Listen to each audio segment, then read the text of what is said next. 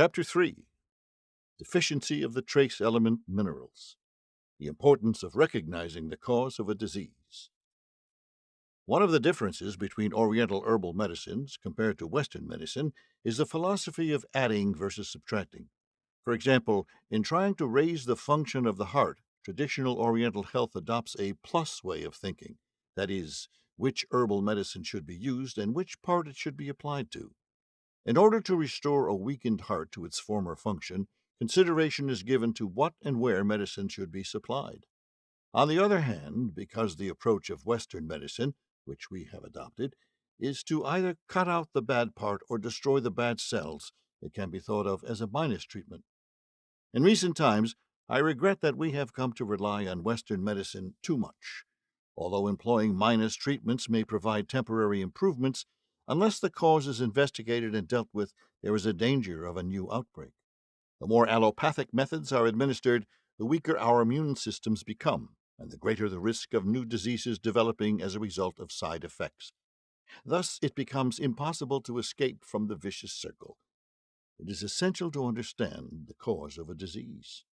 Why do we develop diseases such as cancer, diabetes, arteriosclerosis, and liver disease? Why have these diseases become more chronic in modern times? Why are most patients concentrated in developed countries? Thorough investigation will lead to the problem of mineral deficiency. The largest cause of modern disease is mineral deficiency. The mineral deficiency was the fundamental cause. Through breathing dirty air, eating vegetables cultivated in contaminated soil, and drinking tap water that has been treated by disinfectants to the extent that it resembles distilled water, we have come to lack minerals, resulting in our bodies no longer functioning properly. We Japanese first began to suffer from adult diseases in the mid 1950s, when, thanks to the government's policies of high economic growth, we had become a prosperous nation. Of course, even before this time, there were so called adult diseases, arteriosclerosis, high blood pressure, diabetes, malignant tumors, and the like. However, it is only since we have begun to eat crops produced in contaminated environments with dirty air, water, and land that these diseases have become a major social problem. This has been further spurred by a change in our diets, which now include more meat, instant noodles, and other convenient foods. The five major food groups are carbohydrates, protein, fat, vitamins, and minerals. Of these five, it is only minerals that cannot be produced by the body. We need to get minerals through food and water. The problem has lied in the food we eat. Humans and animals both get food from plants. Plants absorb minerals from the soil. In soil destroyed by chemical fertilizers and agricultural sprays, even if there are minerals present in the form of small rocks and stones, there is still a shortage of organic minerals and ionized minerals that can be used by plants. Even if there are minerals, because they are present in amounts of less than half, or more likely one quarter, of those of 50 years ago, we have a definite mineral shortage, especially of trace elements. Here there is a graphic titled Mineral Deficiency. To view this graphic, once again, please refer to the email that came with your book. Minerals increase one's self-healing capabilities. It is known that minerals are essential nutrients for the human physiology. These are minerals such as calcium, magnesium, sodium, potassium, known as electrolytes, and minerals including iron, zinc, cobalt, and manganese, referred to as trace elements. All are necessary to our correct physiological function. There is a lot about minerals yet to be elucidated scientifically, with much remaining just as a vague image, yet it is impossible to ignore the large effects that a shortage of minerals has on the human body. Minerals are very closely connected with the human metabolism and play a crucial role in maintaining health, but it is not yet specifically understood which minerals perform which actions and how they interact with other elements. Each element is present in such small quantities and so intricately intertwined with other elements that the question of why they are beneficial to our bodies remains hitherto unsolved. It is also because of this that many doctors trained in standard Western medicine are skeptical regarding the function and effectiveness of minerals in a pharmaceutical application. There are also those who, while acknowledging that minerals are necessary, don't accept that they have a great effect, or those who believe mineral overdose can lead to poisoning. Care needs to be taken here. However, it is a fact that treatment of most lifestyle diseases with superminerals increases recovery times. And here there is a chart titled Main Symptoms Triggered by Insufficient Minerals. Please refer to the email that came with your book to view this chart. Recently, thanks to the ICPMs, we are now capable of measuring the mass of extremely small elements. Scientific research into trace elements has thus been made possible. Although good results are expected, many scientists who cannot be persuaded to see the connection between minerals and modern disease have so far failed to realize the importance of this new research potential. Through introducing minerals to the body, remarkable improvements have been witnessed in the symptoms of diseases such as cancer, diabetes, atopy-related dermatitis, the after effects of cerebral infarction, etc. Since the original cause of these diseases is a mineral deficiency, it stands to reason that by replenishing the supply of minerals, the symptoms will improve. Supplements of superminerals taken in combination with other medicines will also lead to a recovery in hay fever sufferers. Modern treatments target secondary factors. Up until now, we have blamed hay fever on factors such as air pollution, a decline in water quality, additives in our food, and on airborne mites. However, these are no more than secondary factors. If we have a healthy balance of the necessary minerals in our bodies, there is no reason that a small amount of pollen should make us sick. And here there is a chart entitled Typical Essential Trace Elements and Their Known Functions. Once again, refer to the email that came with your book to view this chart. In the days before inorganic farming became prevalent, in a time when our lives were not contaminated by farm chemicals, we did not even know of the existence of cedar allergy, despite being exposed to the same amount of cedar pollen as we are today. Fundamentally, living creatures had self-healing powers in their genes. The power to fight off disease and produce offspring was not just the domain of plants and animals living in the wild. We humans possessed it too. Having unnecessary genes would threaten the survival of a living creature. Thus, there must have been some need for cancer genes and diabetes genes to be included in the body. The presence of cancer genes and diabetes genes in the body is not a problem. Problems arise when the body's delicate metabolism is upset through a mineral deficiency, leading to irregular functioning of the cancer and diabetes genes, which in turn causes illness. Since minerals are directly linked to the entire human metabolism, this immediately means that a lack of minerals is directly linked to disease. Minerals are the foundations of life. When the Earth first began to cool, its primitive atmosphere was a mixture of ammonia, NH3, methane, CH4, and water, H2O. From these raw minerals, natural phenomena like thunder, lightning are believed to have created organic matters. The trace elements, metals found on rocks and stones, trace elements, are regarded as providing a catalytic function. It was also trace elements that acted as catalysts for the further polymerization of these organic materials. Because minerals, trace elements, are an absolutely vital factor in the outbreak of life, they should really have been labeled life elements. In molecular biological terms, genes produce primary proteins. The majority of the hundreds of thousands of protein enzymes are composite enzymes, which in turn group together by the dozen or so to form secondary proteins, physiologically active matters, and cause metabolism to occur. From genes, protein layout, it is impossible to suddenly produce insulin, GOT, GPT, SOD, and similar physiologically active matters. Although primary proteins may possess several trace elements, depending on kinds of proteins, there are some which possess unique materials, for example, Hg or Cd. It is thought that if these minerals are lacking, then the proteins are unable to withstand molecular vibration, and therefore become unable to carry out its catalytic function.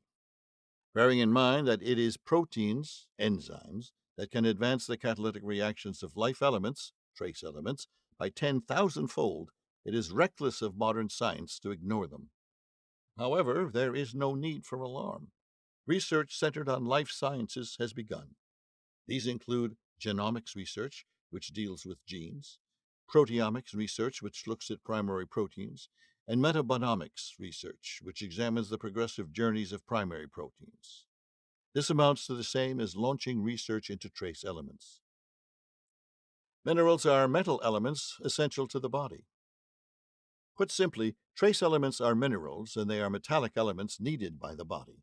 There are about 100 elements in existence in the natural world. Of course, the same numbers of elements are absorbed into our bodies through our food. It was formerly stated that of these 100 elements, there are about 30 that are essential in order to maintain our lives. Now, however, it is believed that almost all of the approximately 100 elements are needed. There are 11 elements that make up most of our bodies. These are hydrogen, oxygen, carbon, nitrogen, sodium, calcium, phosphorus, sulfur, potassium, and magnesium. These 11 elements account for 99.9% of our bodies. Of these 11 elements, sodium, calcium, potassium, and magnesium are metals. Add chlorine and phosphorus to these, and then we get the group of 6 metals known as major minerals. The remaining 0.6% is made up of the elements known as trace elements, including chromium, manganese, iron, cobalt, zinc, selenium, molybdenum, and iodine. Recently, the following 6 elements have been added: vanadium, fluorine, silicon, nickel, arsenic, and tin. This means that most of the trace elements have now come to be considered essential to humans. Because of the difficulties involved in analyzing the amounts of minerals and the effects that they have on the human body, it is expected to be quite some time before we grasp the entire picture of how these things work together. We can, however, fully understand the vital roles that minerals, along with vitamins, play in maintaining our health. Minerals are everywhere. By considering the symptoms that appear due to the lack of a certain mineral, it is possible to estimate vaguely which minerals perform which functions. Minerals themselves do not possess calories, but as they react with proteins and vitamins, they prompt functions as in healthy body growth and the control of physiological processes. They are therefore situated at the heart of the life maintaining human metabolism. Generally, minerals exist everywhere in the natural world. They are present in ores, in soil, in water, and in air. We absorb them by eating crops and by eating the livestock raised on hay and grains.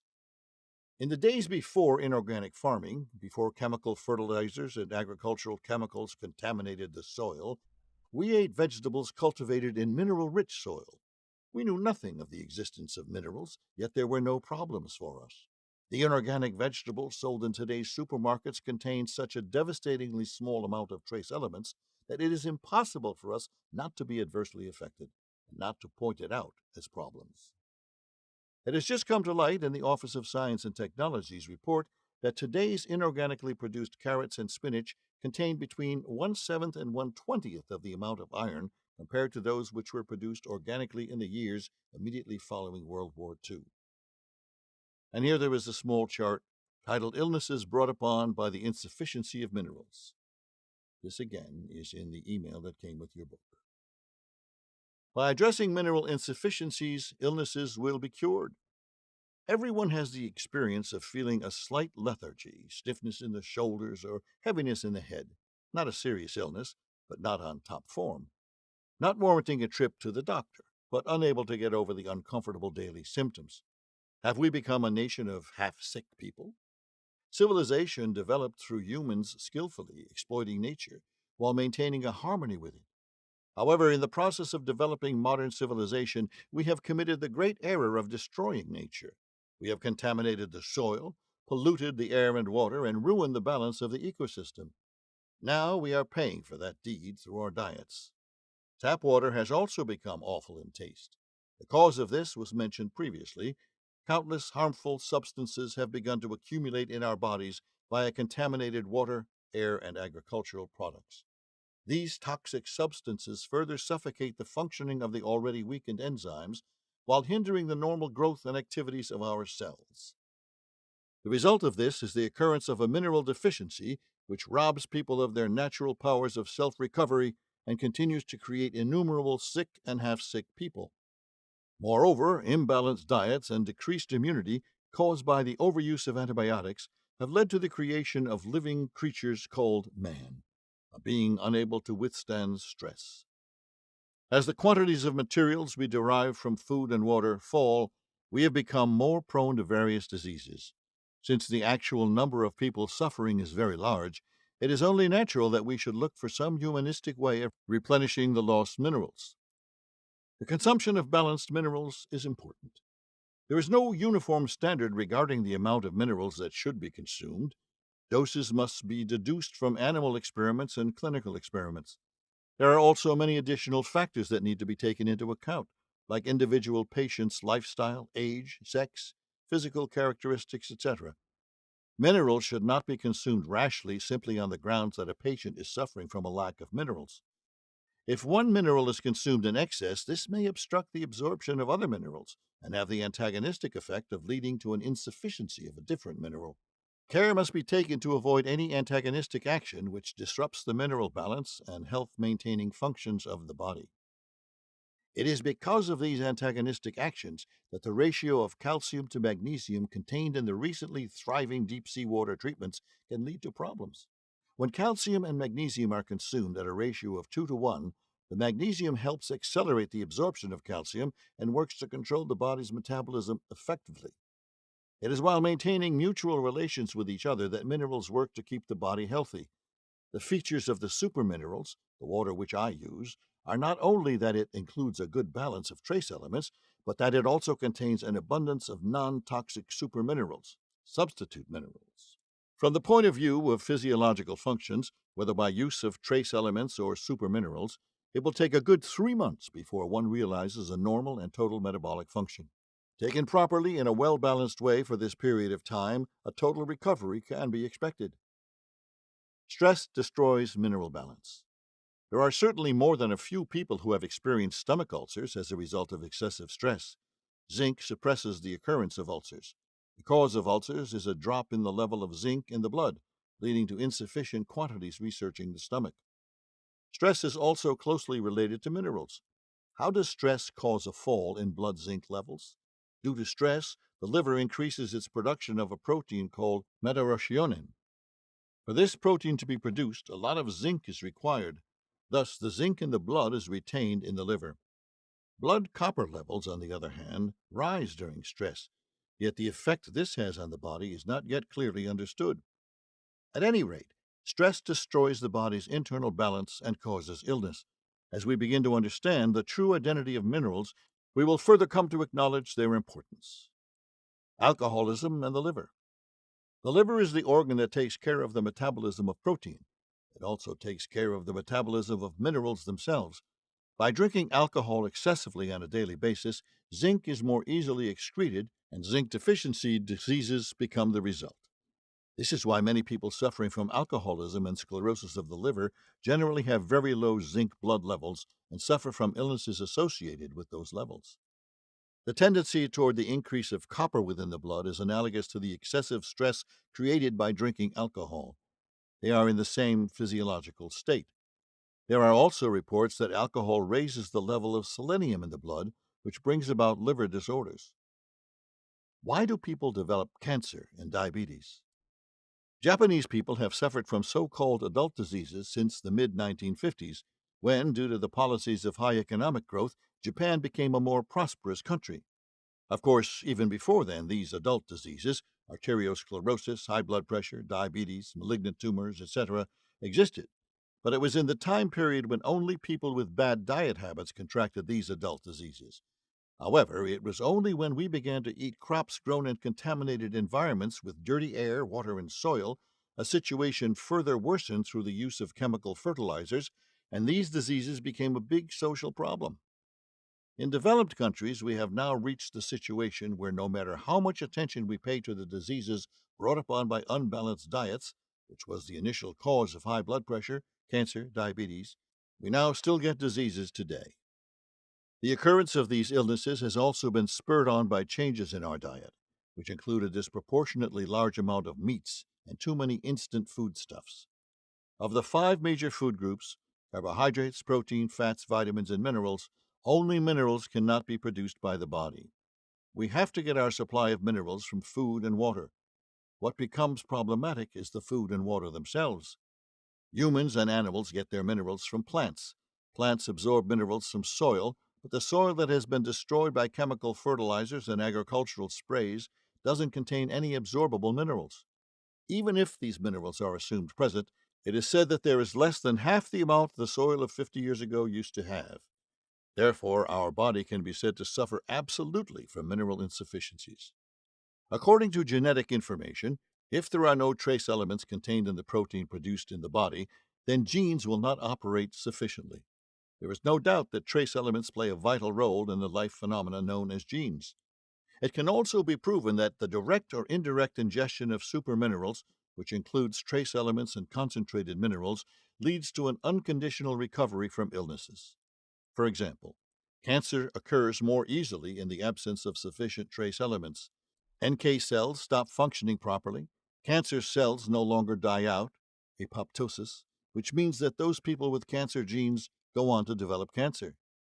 Similarly, if people lack these trace elements, those with diabetes genes develop diabetes. Formerly, diabetes was a disease that only affected those with an unbalanced diet, like sumo wrestlers. Now, however, it is common even among ordinary people like you and me. Since the end of World War II, obstinate diseases of the immune system have continued to spread. Yet I believe that these diseases affect people with those kinds of inherent genes, who, because of a lack of trace element minerals, are unable to suppress them. I also believe that it is the timing genes, tentative nomenclature, which has something to do with the emergence of various other genes. That's gone crazy because of mineral deficiency. Replenishing the body's mineral supply can halt the process of all the so called modern illnesses. The unending metastasis of cancer cells. The human body is made up of 60 trillion cells. As metabolism is repeated over and over, there are tens of thousands of cells that are created and expelled from the body every day. Included among these are cells which are harmful to the body. It is believed that over 50,000 cancer cells are produced in one day. However, as soon as they are formed, the NK cells exterminate them. This is the reason why we postulate that when the imbalance occurs in our metabolic activities from the insufficiency of minerals, our immunity's power drops, and therefore the body cannot conquer malignant cells. A healthy cell stops its activity of multiplication once the formation of the particular organ is completed. However, those cells affected by cancer causing viruses, or cancer cells capable of telomere growth, begin to metastasize again. As a result of this sudden and disorderly metastasis activity, healthy surrounding cells will begin to get destroyed. This is what they mean by someone having cancer. Normally, healthy cells metastasize at a rate of once a day at the most, while cancer cells, on the other hand, continue to metastasize at a rate of once a few hours to once less than 10 hours. The size of a cell is approximately several hundredths of a millimeter. After metastasizing by 30 times, one cancer cell will number a billion, after 40 metastases, a trillion. By these calculations, it takes only a half a month for one cancer cell to reach a weight of almost 900 grams. This is something we need to fear. In order for rapid metastasis to continue, there needs to be a corresponding supply of oxygen and energy. Naturally, the existing blood vessels cannot meet such a supply. The frightening thing about cancer is its ability to establish new blood vessels and continue to increase its life. These are known as newborn blood vessels. The cancer cells, which can now absorb larger quantities of oxygen and nutrients from the new blood vessels, can now eat into the surrounding tissues and begin the process of metastasis. They can even invade into other organs in our body. This is how they metastasize in our body, using existing blood vessels. Because of their cell bonding molecules, healthy cells will reattach themselves to the organ they belong to, even after they are peeled away from their specific organ. Cancer cells, however, can easily detach themselves and move freely through the body's tissue to other organs and continue their penetration. If cancer cells invade an area and metastasize themselves, they will put pressure in the surrounding healthy cells at first and will, before long, go to work to destroy our organs. Why do minerals suppress side effects? The final stage of cancer is accompanied by agonizing pain. It is believed that this pain is caused by cell growth that then puts pressure on and penetrates the surrounding tissues. This pressure and penetration triggers responses from the nerves. The cancer cells themselves have no reason to cause the pain. And here there is a graphic entitled Cancer Cells Continue to Multiply by Splitting Themselves. You can find this to view in the email that came with your book. The liberation from pain that comes from drinking supermineral water is believed to be a result of the replenished materials acting to strengthen the immune system and NK cells, which, in turn, go on to both inhibit the growth of the cancer cells and eradicate those cells metastasizing, thereby removing the pressure from sensory nerves. Minerals themselves do not possess any function to ease pain or block nerves from sending pain. Supermineral water works to stifle the side effects of cancer treatment by revitalizing the metabolism through its supply of minerals and quickly repairing the cells destroyed by anti-cancer drugs or radiation.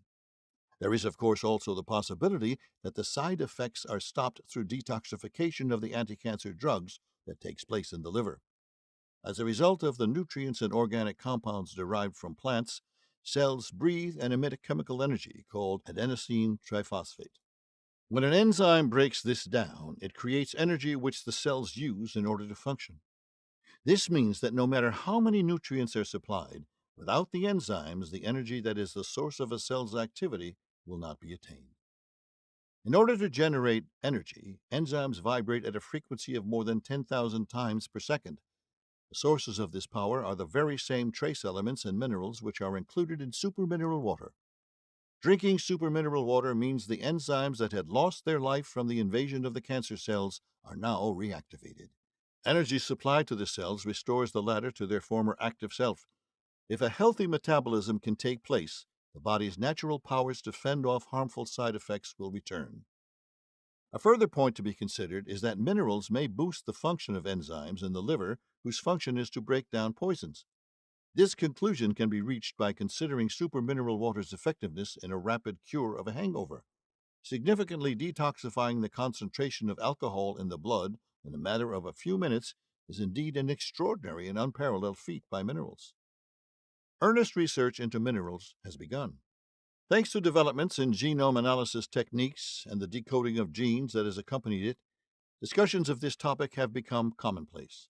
Formerly, the mention of genes would conjure up images of Mendel's law and a domain of biology in which we could use our own eyes to study what God had determined. Science has progressed from that time to a point where we can now, little by little, solve nature's mysteries.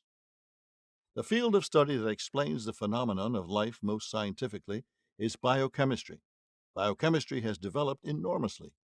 However, at the same time as biochemistry has been developing logical theories regarding the metabolic process, which is both shapeless and invisible to the human eye, it is also the field which has endeavored to provide solutions through the use of visual images. As cells' internal metabolism cannot be seen, it has become necessary to seek solutions employing virtual reality game style techniques. Electron microscopes have compensated for this to a certain degree, enabling us to see more, yet we are still unable to see as far as the molecules which actually perform the metabolic process. Nobody has ever seen a molecule performing its function, even large molecules like protein. It looks like it will be a little further in the future before techniques enabling us to see molecules moving at high speed. Research on the periphery of minerals has only just begun. Biochemistry is just starting to follow the clues yielded from research into genes and the proteins that make them up. However, most surprising from my point of view, since I've been calling for such action for a long time now, is that research into the gene minerals known as trace elements has begun. It seems that genes, which are at the very heart of medicine, are finally coming under the scientist's scalpel.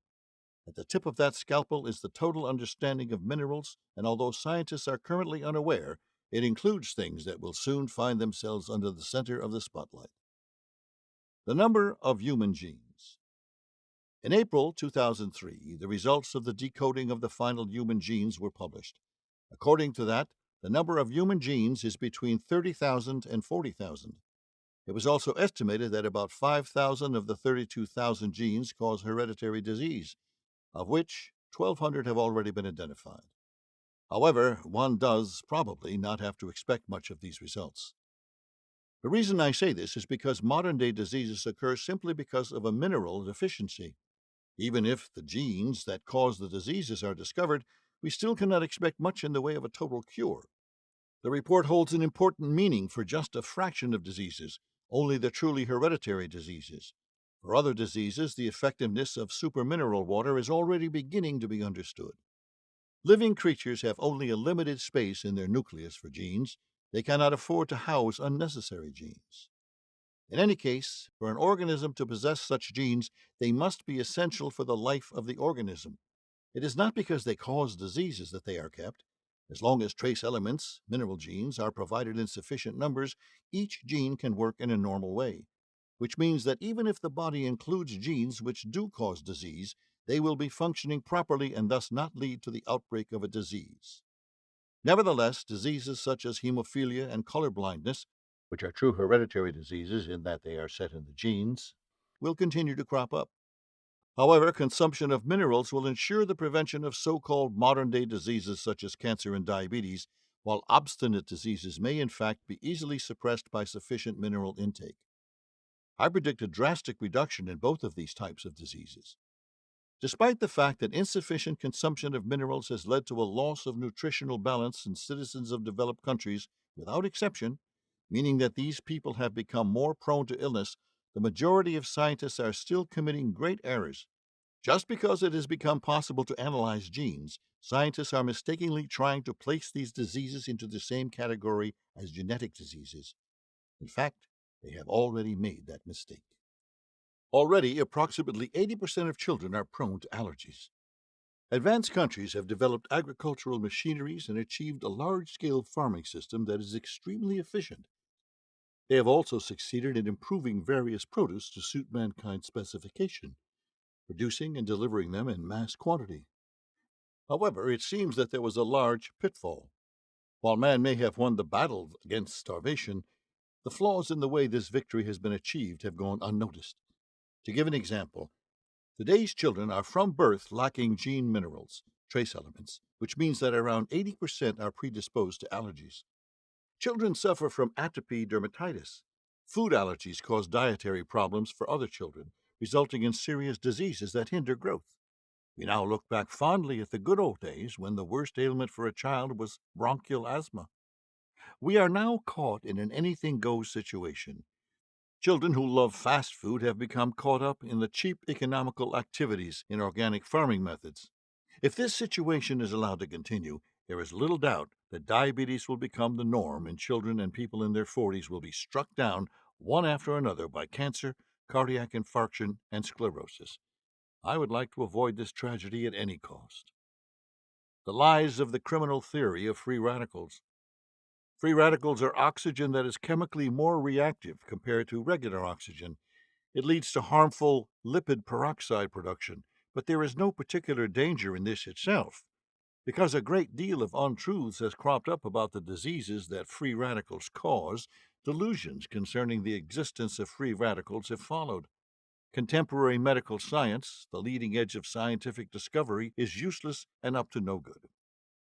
Even though the cause of disease is a mineral deficiency, sort of mineral malnutrition, research has continued into secondary and, quite frankly, unimportant factors. In the case of cancer, they point out carcinogens.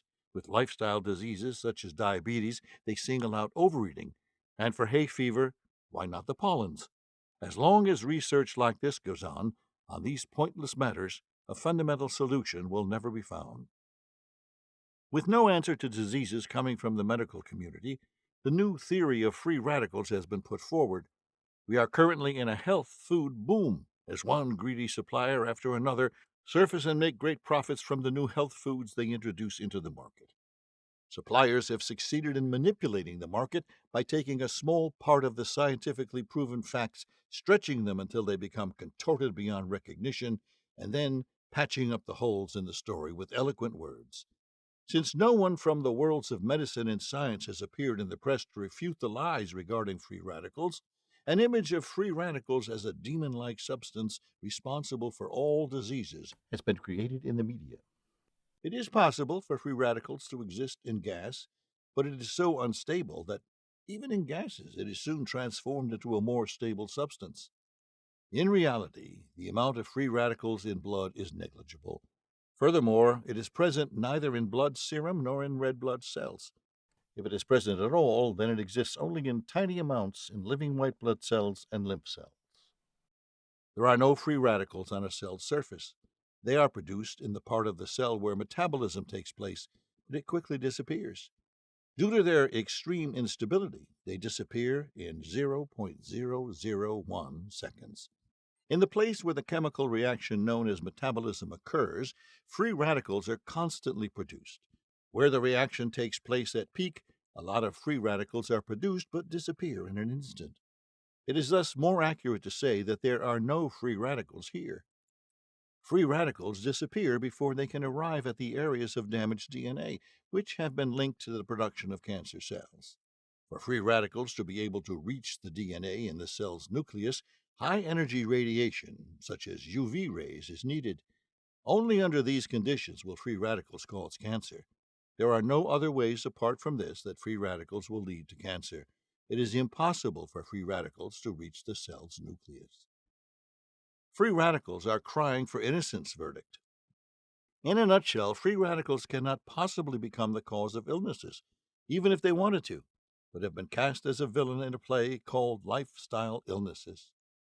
By making free radicals, which are not even present anyway, the villain in this imaginary game, health food companies have made it easier to sell their products. An oxygen substance known as SOD does exist.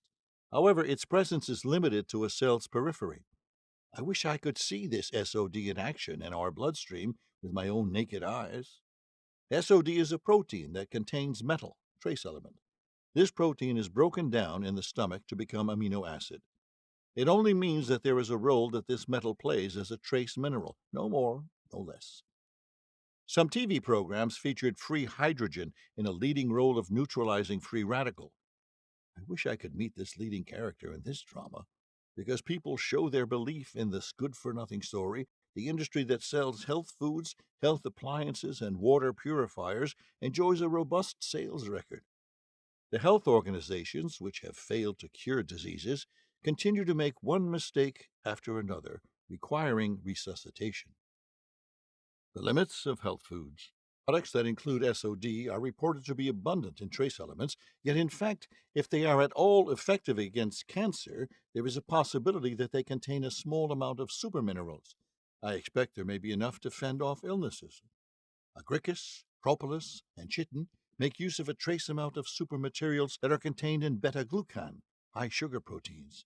Pure beta-glucan's role is to break down in the stomach into amino acids. Amino acids provide only nutrition and do not have any ability to cure illnesses. If trace elements are present, it is a different story. However, even if they are present, they are insufficient in quantity to be effective enough to treat cancer. Beta-glucan is nothing but a carrier. It appears that the companies offering us all these health foods are not too concerned with scientists' opinions of their products. The truth is that scientists do not object simply because of the absurdity of the product's claims. Anyway, supermineral water, the universal mineral substitute of genetic materials, trace elements, will normalize an organism's metabolism. The organism's genes will ascertain protein, the majority are enzymatic proteins, to work properly according to the information given to them. 40 years ago, trace elements were abundant in vegetables, and therefore living beings lived their proper lives and did not get sick. Due to inorganic methods, however, today's produce are extremely lacking in trace elements, which has created disorder in our metabolisms and led to the outbreak of modern day diseases. It is therefore easily possible to cure these diseases, even with substitute minerals, if we make it a point to consume absolute amounts of minerals.